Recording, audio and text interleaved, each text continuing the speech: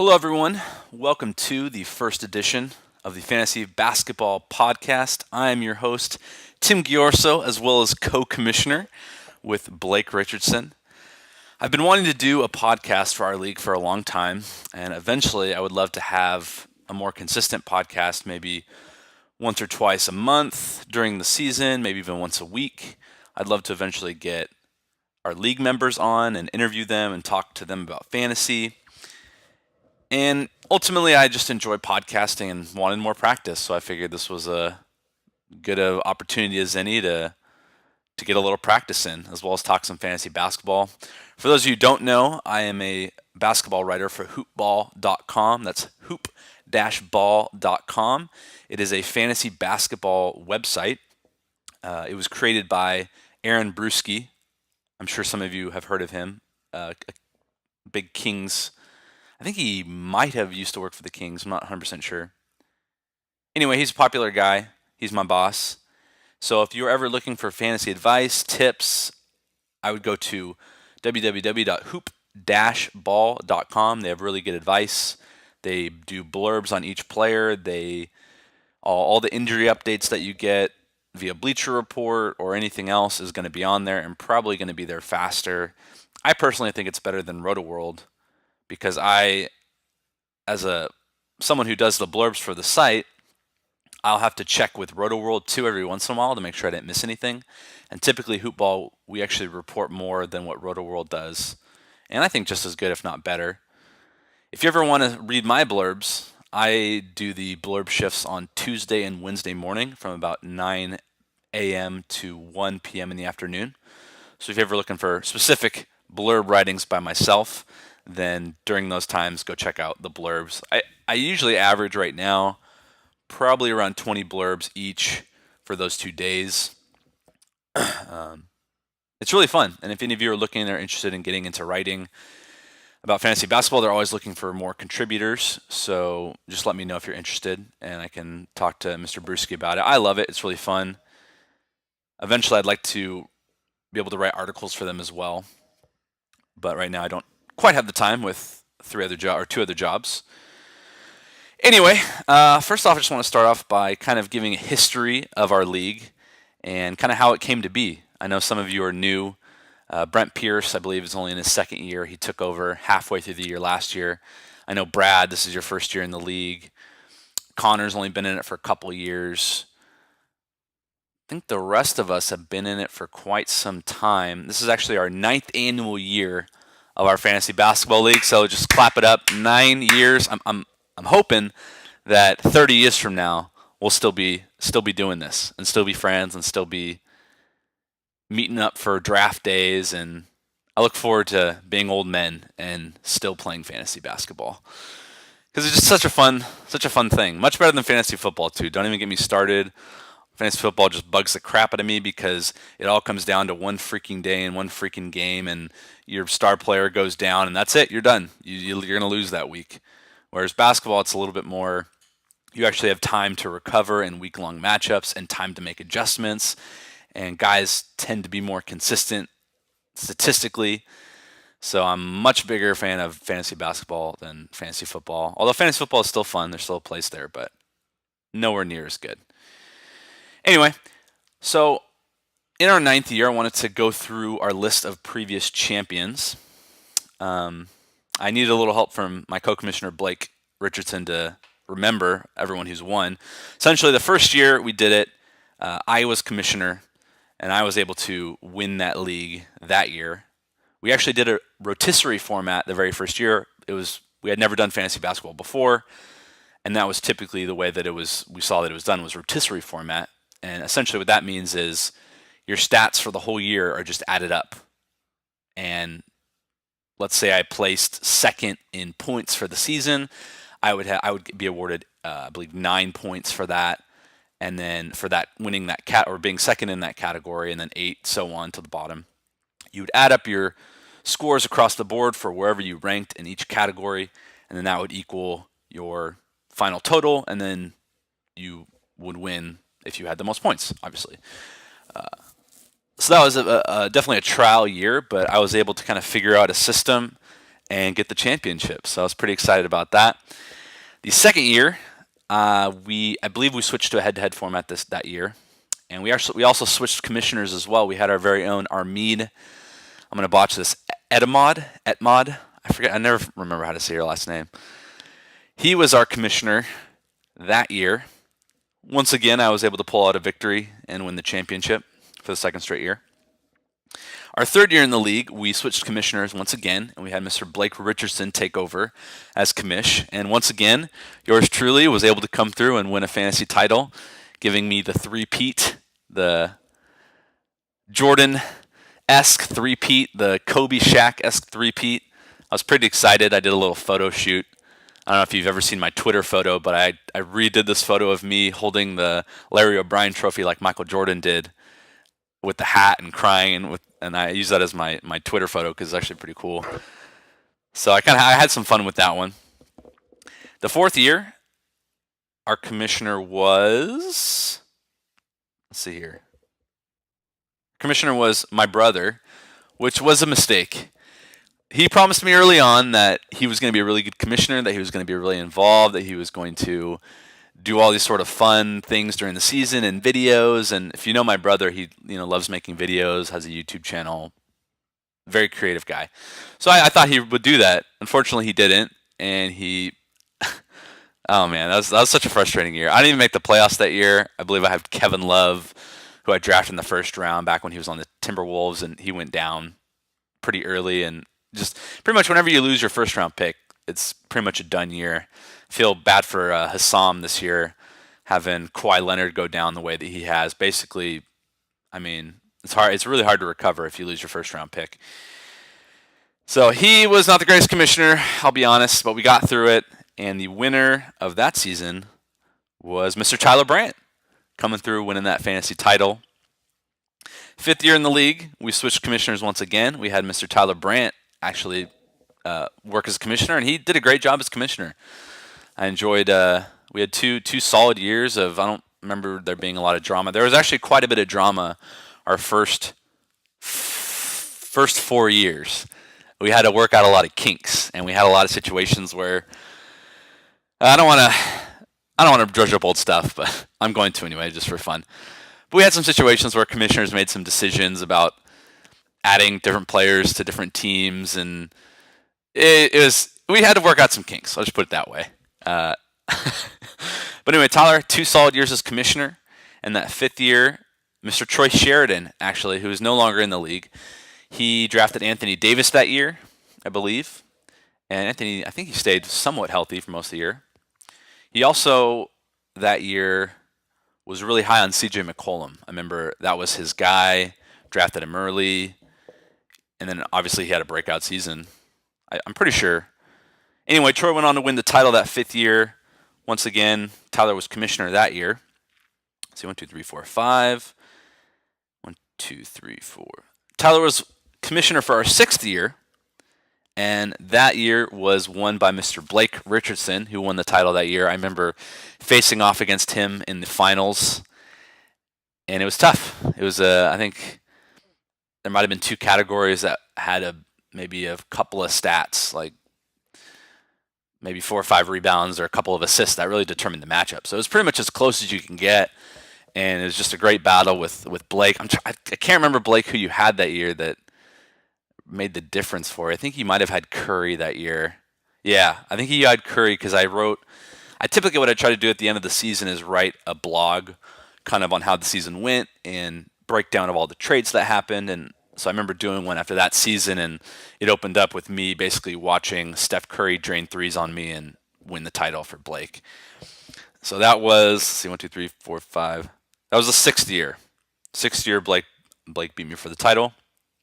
In our 7th year, we actually switched commissioners to Blake and I decided to be co-commissioners for the first time. We both had a passion for being commissioner, and I'm a big believer in spreading out. I think of America and our system and how it works, how we have checks and balances, right? Like no one system can overpower the other, and I really kind of live by that, and I really like that. Just knowing that one person with absolute power as commissioner. I don't know if you've ever heard the saying, absolute power corrupts absolutely. We've seen it in history time and time again. If you have all the power, no matter how good a person you think you are, typically it gets to your head and you abuse it a little bit. Let's be real. We all do it.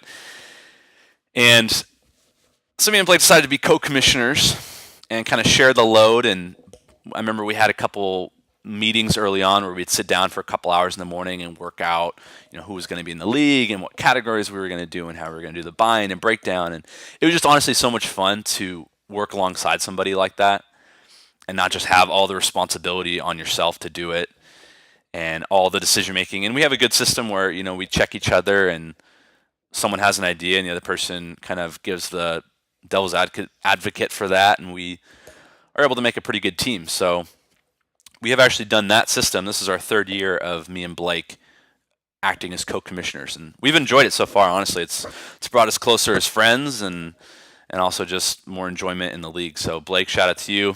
Love you, bro. Love you, Jer.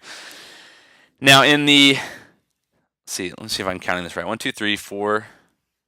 1, 2, 3, 4, 5, 6, 7. So in the 7th year of the league, Mr. Tyler Brandt came through again, winning his second championship. I can't recall at the moment who he beat in the finals. It may have been Armin. I can't remember for the life of me right now. I'd have to go back and check. 7th year, Tyler won the title. Last year was our 8th year. Once again, Blake and I as co-commissioners. Tim Ghiorso was able to win the title and get back to my winning ways. It had been a little bit of a drought for me, 4 years of not winning it. So it was good to get back. Good to get back in the championship, and I look forward to being there as many years as I can. Build a dynasty like the Pats, baby. Anyway, that year was pretty cool. Devin Booker in the finals week dropped 70 points. I remember. I think I was watching it with my buddy Kyle, and it was just fun because I had drafted Booker fairly early in the 5th round that year, and I'd kind of basically built my team around his stat set because he was pretty horrible in turnovers and pretty horrible in field goal percentage. So I pretty much punted those categories and made a really good trade midway through the year with Mr. Tyler Brandt. Was able to get John Wall, stashed Drew Holiday earlier in the year as well. He came through big, and so just a great year, fun year of fantasy. And now in our 9th year, we have, like I said, we have a couple of new members. Brad stepped in this year to play, and I'm enjoying having him in the league. We also had Brent in his 2nd year. Last year, he actually took over halfway through and really turned the team around. I think he was pretty close to last place, and he came in as an owner and just turned the ship around and got himself in the first round of the playoffs. Honestly, almost beat me. If it wasn't for Nikola Jokic sitting a couple games or being sick, he probably would have actually beaten me. And who knows, might have gone on to win the title that year. So very fortunate that Mr. Jokic was sick during that week. I have him on my team now, so hopefully he's not sick anymore. Anyway, I just wanted to give a quick overview of just the history of the league and how long we've been doing this, and just really enjoyed every year. I look forward to it. I think we honestly have one of the best leagues there is.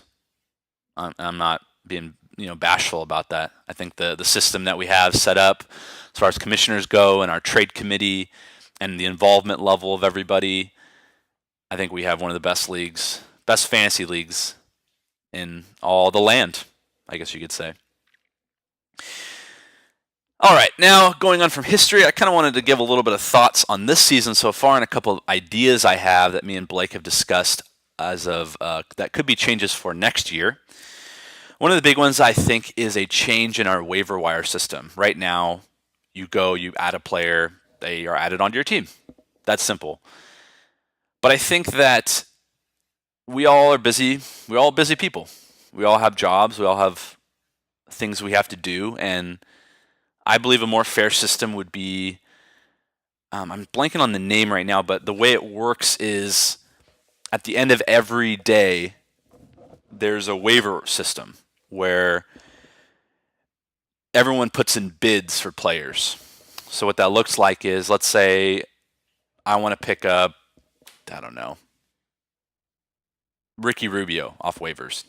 I'm just saying that because he just recently got added. And I have a total amount of money that I can bid with for the season or weekly, however we decide to do it.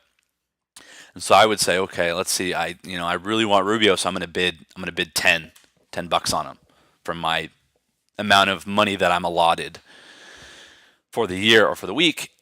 And the waiver will go through that night, and basically whoever bids the highest for that player is going to get him. And the reason I like this system is, like I said, we all are busy, we all have jobs, so we all can't check our, we all can't be watching games live or checking everything. And so if you're working at night and you can't watch the games and so you've been watching goes off, and you check, you see it once you get off work, you run to the waiver wire, and someone else already added him, and you're like, well, that kind of sucks because I was at work trying to make money, trying to make a living for myself so I could pay rent, and because of that, I don't get to get the player that I have been watching and really wanted.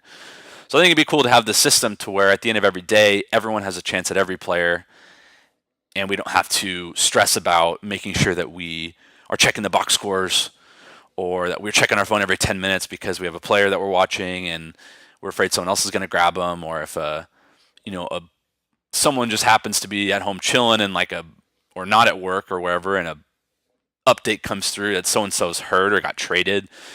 It's not just a mad scramble for who gets to it first. It's at the end of the day, you bid for how much you value that player, how much you want them on your team, and I like that better because then it's more based on how you really value a guy versus just who gets there first. So that's something we're going to look into possibly changing next year. We also have our category switch-ups that we try to do every year. The reason we do this is because I like to keep things fresh and interesting and a new challenge every year. If we just had the same set of 11 categories every year, I feel like it would get a little stale because you already know how to build your team. You already know what players are good for that format.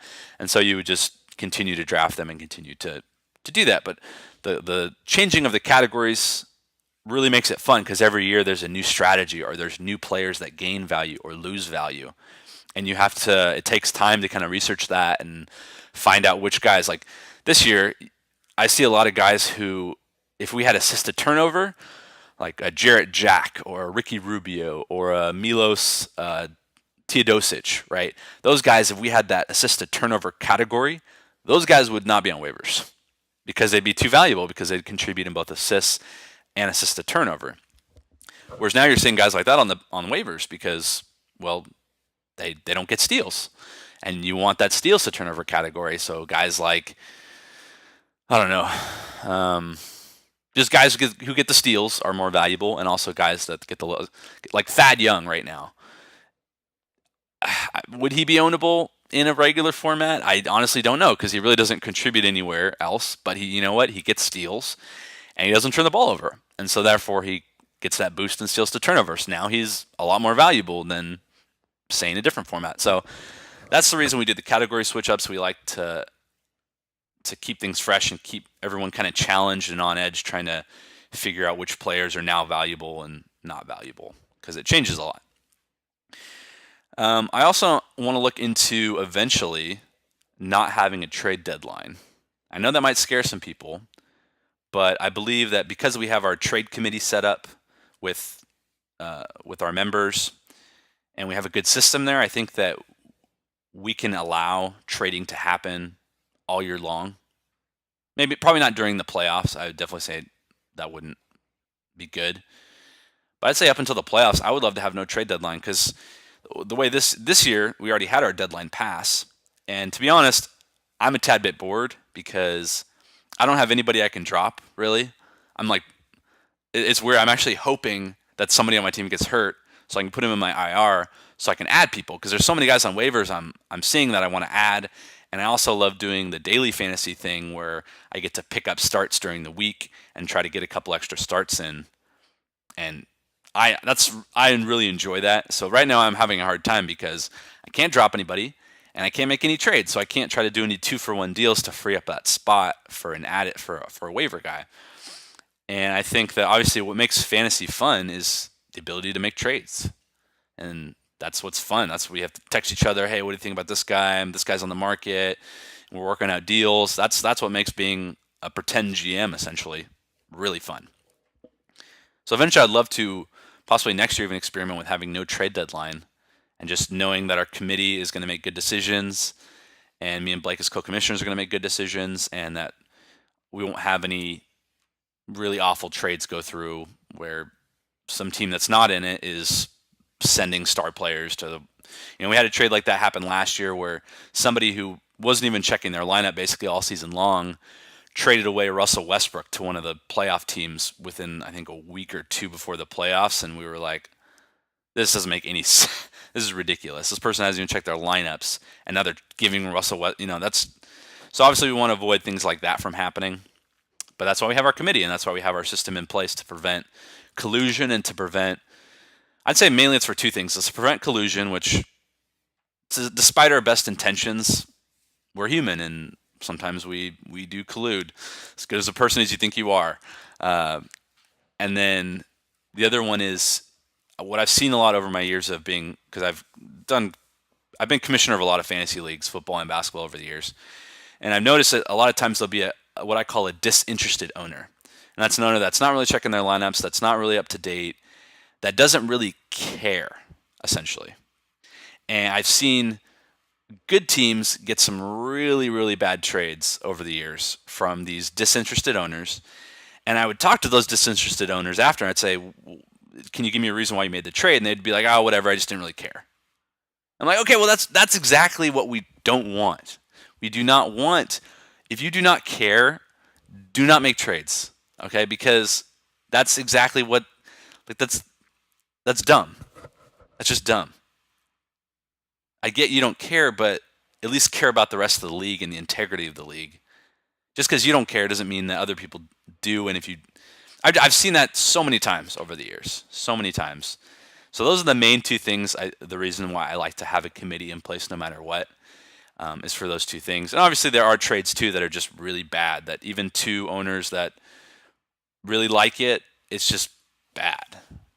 And obviously those are the toughest ones to judge because there's so much gray area and everyone has so many different opinions and thoughts on different players. One person thinks the trade's horrible, one person thinks it's okay, one person thinks. That's why I like to have the committee all decide because you have multiple voices all in on that and kind of coming up with a consensus.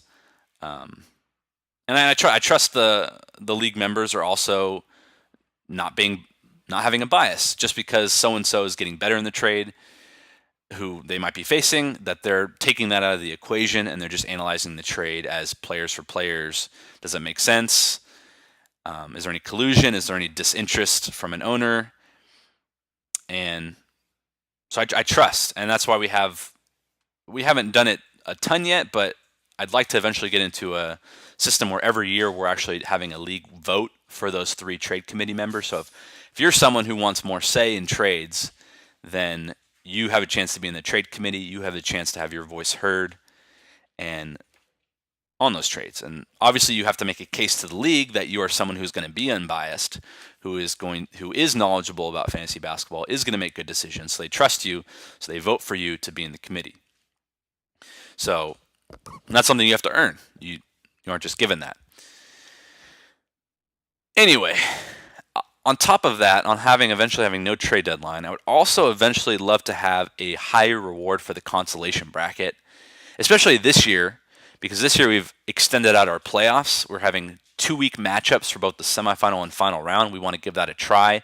The only reason we're mainly doing that is because of the new NBA scheduling and how they're spreading everything out.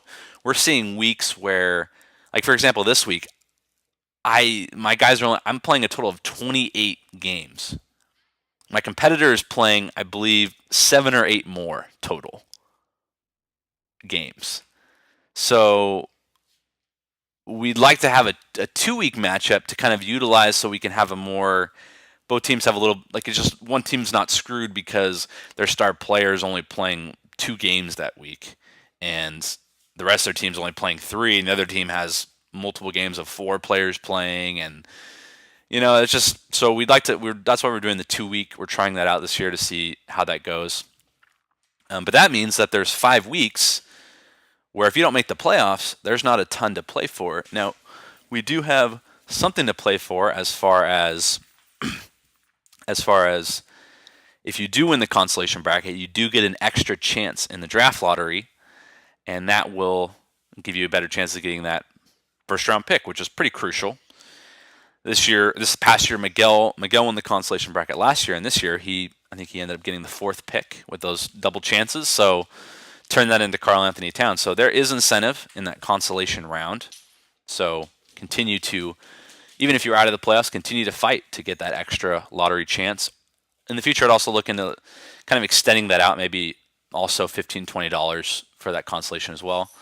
And that would go along with the trade deadline, because then we wouldn't have to worry so much about bad trades going through right before the playoffs, because there's still incentive for those bottom teams to try and not to just sell off their best players because they don't, care or disinterested, that sort of thing. So those are some changes that we are looking into for the future. If you have any changes that you have ideas for, please text me or Blake, let us know. We're always looking to get feedback from different owners, and we want the league to be fun. And I'm always looking for ways on which categories are most fun. Personally, I'm not a huge fan of double doubles because it's so random sometimes. But honestly, it's fun. It's fun to watch a game and you're like, oh, come on, 20 and 9, just give me that one freaking rebound. It's fun, and so that's why we include that in there, because it's fun. And so we're always looking to include other categories, make things more fun, include different rules to make things more fun, and also rules to make things fair as well. Because if things aren't fair, then people are going to get. Me personally, if things aren't fair, I don't have fun if things aren't fair, because then what am I competing for? I'm competing against a stacked field, or, So fair and fun, we try to balance that as best we can. Lastly, I'm not sure actually how long this podcast is going on for, because what I'm using is not showing me the time, unfortunately. But I will continue to the end of this anyway. And I wanted to do pickups of the year so far. And I wanted to mention a couple of players in that. Number 1 overall for pickups of the year goes to Lauri Markkanen, who Mr. Tyler Brandt picked up pretty early on in the season.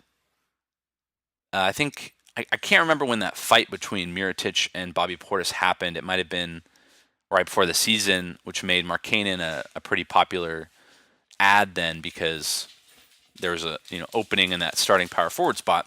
So Mr. Brandt jumped on it. He got Lauri Markkanen. Markkanen has been pretty solid all year, except for some field goal percentage issues. He's actually top 50 in our format for the season. So props to Mr. Brandt for that pickup.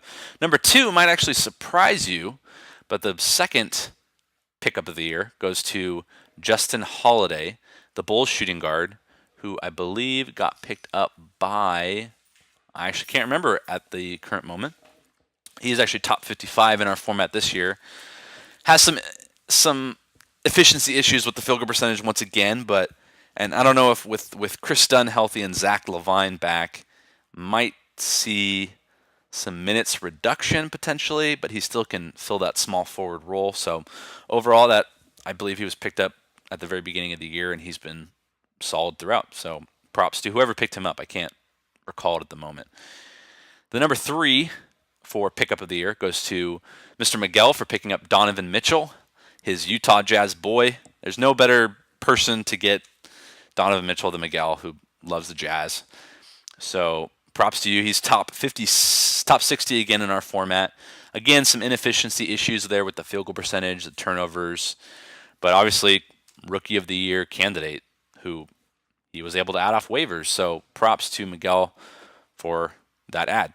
Number 4 for pickup of the year goes to Mr. Brent Pierce, who picked up TJ Warren, the Suns small forward. He is pretty solid in our format just because he gets some steals. He doesn't turn the ball over.